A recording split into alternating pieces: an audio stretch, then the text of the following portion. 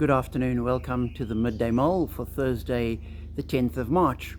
Load shedding means I've been driven outside where there's at least light, but outside there's also a lot of ambient noise which may well interfere with it, but we will do what we can. Today in the Midday Mull we continue with Robert Murray McShane's reading scheme, and one of the chapters we read is Job chapter 39. In it, God continues to challenge Job in his perceptions and his understanding of God. And basically he's saying to Job, you don't understand very much at all. He says to him, do you know when the mountain goats give birth? Do you watch when the doe bears her fawn? And he then goes on and lists a whole lot of the natural order which exists outside of Job's knowledge.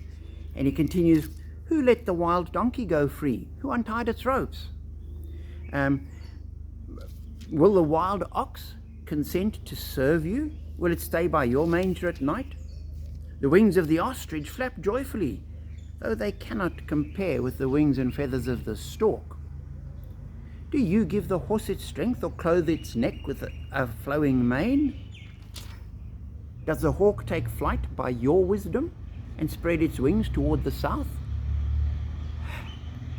And Job is wrestling with who God is and his situation, and God says, essentially, as I read it, I am here.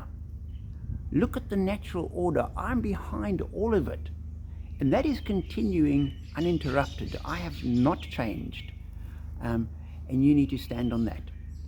And as I was reading it, I was thinking of all the beauty that we have around us. And maybe it's a good thing I'm out in the garden for this. But we need to see God's fingerprint. We need to see God in all the glories that he has made.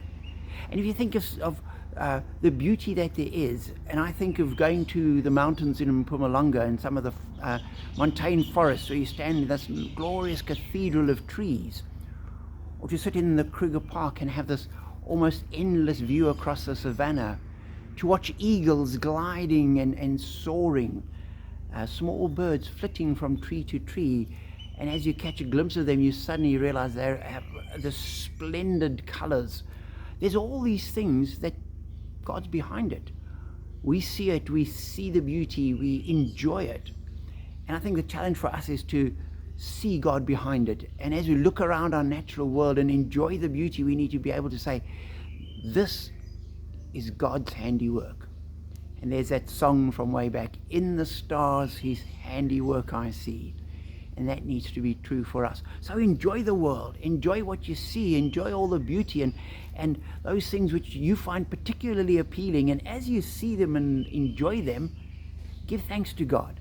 This is God's handiwork. And know that it shows us he is there. He has not changed. And we, despite what we're going through, as Job was experiencing, despite that, we are safe in his hands. So be encouraged and be blessed.